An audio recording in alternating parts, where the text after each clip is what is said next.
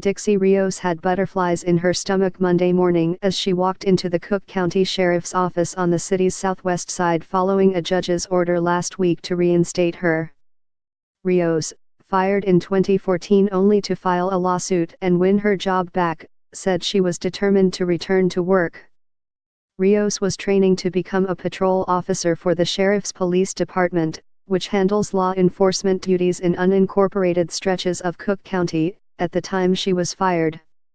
"I worked hard to pretty much gain the status where I was at the time, and I just refused to let someone bully me," Rios told reporters outside one of the sheriff's central offices in the 2600 block of South California Avenue.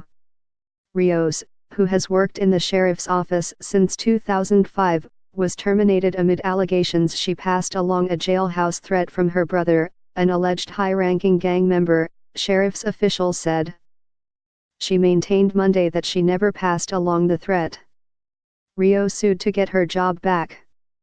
And on Friday, Cook County Judge Diane Larson sided with her, reversing Rios's firing, awarding her $300,000 in back pay and ordering Sheriff Tom Dart to give Rios her job back.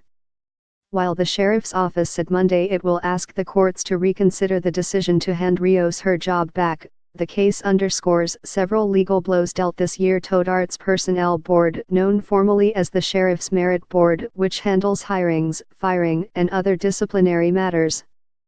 Rios had sued, in part, over the makeup of the board. In a separate but similar lawsuit, another fired sheriff's officer took aim at the Merit Board. That case reached the state's appellate court, which earlier this year determined the board was illegally constituted because of two apparent mistakes made in succession over the appointment of one of its members. Ultimately, the courts determined that, because of those errors, all of the board's decisions between 2011 and 2015 were void. If hundreds of other officers ousted during that period follow suit, taxpayers could be on the hook for millions of dollars in back pay. The sheriff's office had fully expected Rios to report to the Human Resources Department Monday, but a spokesperson says it still plans to appeal her reinstatement. Her return to work will be uneventful and will not interfere with the operations of this office or the criminal justice system, said Kara Smith, Chief Policy Officer for the Sheriff's Office, in a prepared statement. The judge's order, we believe, was incorrect and exceeded her authority in the relief provided. We are filing a motion to reconsider her ruling this morning and to request clarification.